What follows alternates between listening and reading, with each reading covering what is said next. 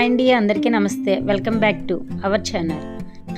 నేను చెప్పనక్కర్లేదండి, ముందు మీ టైటిల్ చూడగానే అర్థమైపోయి ఉంటుంది. ఈరోజు నేను చూపించేది కొబ్బరి పచ్చడి అని. కొబ్బరి పచ్చడికి కావాల్సిన మినప్పప్పు, జీలకర్ర, పచ్చిమిరపకాయలు, ఎండుమిరపకాయ, కరివేపాకు, అలాగే వెల్లుల్లిపాయలు కూడా వేసుకొని కొద్దిగా దోరగా వేయించుకోవాలి. అలాగే నేను కొద్దిగా వెల్లుల్లిపాయలు, ఒక చిన్న నిమ్మపండు అంత చింతపండు ముందుగా నానబెట్టుకొని చింతపండులో వేసుకున్నాను, ఫ్లేవర్ బాగుంటుందని చెప్పి. అలాగే ఇవన్నీ మనం వేపుకున్నవన్నీ ఉంటాయి కదా, మిక్సీలో పట్టి బరకగా ఆడుకోవాలి. ఇలాగ మీకు ముందు ఇక్కడ చూపిస్తున్న ఈ మిశ్రమాన్ని మనం మెత్తగా రుబ్బుకున్న తర్వాత కొద్దిగా అలాగే కొద్దిగా ఉప్పు, ఇక్కడ పంచదార కూడా చూపిస్తున్నానండి. కంపల్సరీగా వేసుకుంటే దాని టేస్ట్ వస్తుంది. ముందుగా మనం కొబ్బరి వేసుకోకుండా రుబ్బుకున్నది చింతపండు పచ్చడి అంటారు. నూనె కన్నా నెయ్యి కన్నా వేసుకొని తిన్నా బాగుంటుంది.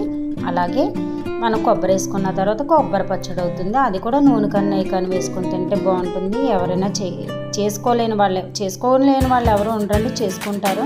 కానీ నా స్టైల్లో చేసి మా అమ్మమ్మ గారు చేసేవారు, ఆ స్టైల్లో నేను చేశాను. ఇలా వేడివేడి అన్నంలో నెయ్యి పోసుకొని తింటే చాలా బాగుంటుందండి. అలాగే మీకు ఈ వీడియో కానీ నచ్చినట్లయితే లైక్ చేయండి, షేర్ చేయండి, సబ్స్క్రైబ్ చేయడం మాత్రం మర్చిపోకండి. చేసుకున్న వాళ్ళు ఎవరైనా ఉంటే నాకు కామెంట్ చేయండి, కామెంట్ రూపంలో తెలపండి. ఓకేనండి, నెక్స్ట్ వీడియోలో కలుద్దాం. బాయ్.